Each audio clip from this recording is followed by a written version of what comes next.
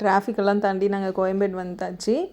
மார்க்கெட்டுக்குள்ளாரையும் போயிட்டோம். ஃபஸ்ட்டு பூ, அதுக்கப்புறம் பழம், அதுக்கப்புறம் காய் வாங்க போகலாம் அப்படின்னு சொல்லிட்டு வந்துட்டோம். நிறைய கடைங்க இல்லை, ஏன்னா க்ளோஸ் ஆகிருக்கும். இங்கே யூஸ்வலாக வந்து மார்னிங் ஒரு 11 மேலே தான் எல்லா பூவும் வர ஆரம்பிக்கும். அண்ட் 3 வரைக்கும் நல்ல வியாபாரம் இருக்கும். அதுக்கு முன்னாடி வந்தீங்க, 11 முன்னாடி வந்தீங்க அப்படின்னா ஃபுல்லாக ஐஸ் பூ தான் இருக்கும்.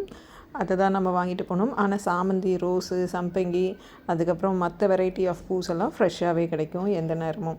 அண்ட் ஒரு 5:30 மணிக்கு இவ்வளோ கடைங்க தான் இருக்கும். அண்ட் 6 மணிக்கு அப்புறம் ரொம்பவே கடை க்ளோஸ் ஆகிடும்.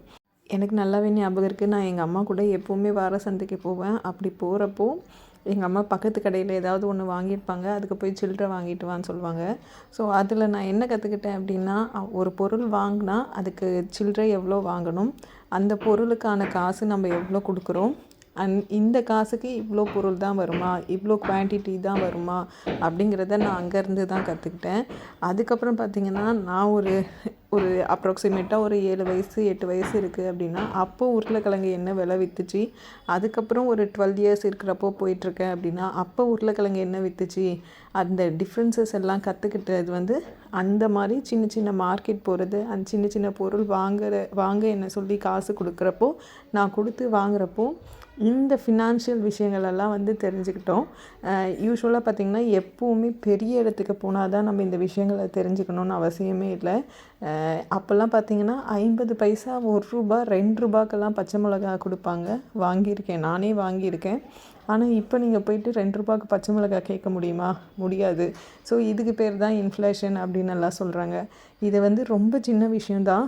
ஆனால் எவ்வளோ பெரிய ஒரு நாட்டோட பொருளாதாரமே இந்த சின்ன விஷயத்துலேருந்து ஆரம்பித்து தான் அங்கே போகுது. ஸோ எல்லாருமே குழந்தைங்கள மார்க்கெட் கூப்பிட்டு போங்க, அண்ட் காசு கொடுத்து அந்த காசுக்கான வேல்யூவை புரிய வைங்க. இது ஜஸ்ட் ஒரு சின்ன இன்ஃபர்மேஷன் தான், ரொம்ப இன்ஃபர்மேட்டிவாக போவேன்னா. ஸோ மார்க்கெட்டில் நாங்கள் தேவையான எல்லாமே வாங்கியாச்சு. இந்த வாட்டி எக்ஸஸாக ராம் சீதாவும் முள் சீதாவும் வாங்கினோம். ஒவ்வொரு பழம் தான் வாங்கினோம், ஏன்னா ரெகுலராக வாங்குகிற கடை அப்படின்றதுனால நாங்கள் ஒரு பழம் வேணும் அப்படின்னாலும் அவங்க கொடுத்துடுவாங்க. அதுதான் ஆடட் அட்வான்டேஜ். அதுவும் வாங்கியாச்சு. அண்ட் மாம்பழம் வெரைட்டி தாங்க நிறைய இருந்தது. செந்தூரா இருந்துச்சு, நீலம் இருந்துச்சு, பங்கனப்பள்ளி இருந்துச்சு. அன்சீசன்லேயும் அந்த பழங்கள் எல்லாம் கிடைக்கிது.